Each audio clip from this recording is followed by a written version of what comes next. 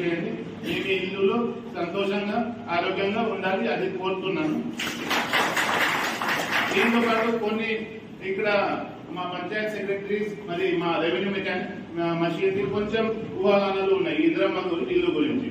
So first దీని మీద ఇసుక, నాకు తెలిసి సార్ ఇక్కడ ఇసుక ప్రాబ్లం లేదు, కానీ ఈ మట్టి ప్రాబ్లం ఉన్నాయి. సో మట్టి ప్రాబ్లం కోసం ఎంపీడీఓ గారు దయచేసి మీరు పంచాయత్ సెక్రటరీ ద్వారా మా ఎంఆర్ఓ గారికి అది పంపాలి, రిక్వెషన్ పంపాలి.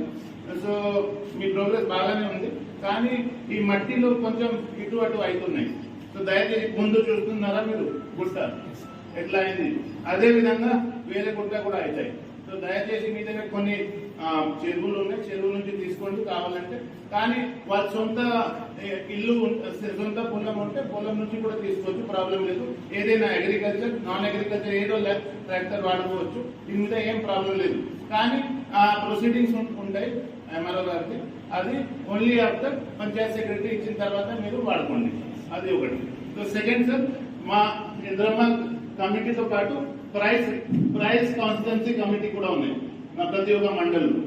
ఆ కమిటీ కూడా అన్ని చెప్పడం జరిగింది.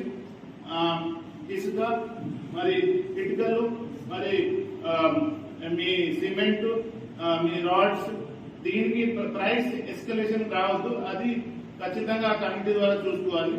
సో కమిటీకి మీటింగ్ కూడా ఒకసారి రివిజన్ మీటింగ్ కూడా మనం చెప్పిద్దాం, ఆ ప్రాబ్లం లేదు సార్. సో మాకు స్పెషల్ థ్యాంక్స్ మా ఎంపీడీఓ గారికి చెప్పాలి, మరియు మా రెవెన్యూ మెసెంజర్కి చెప్పాలి. మీరు అంత త్వరలో ఇక్కడ రాలాపేటలో ఉన్నాయి, మీరు అంత దాదాపుగా 20 హౌసెస్ దగ్గరికి వచ్చింది సార్.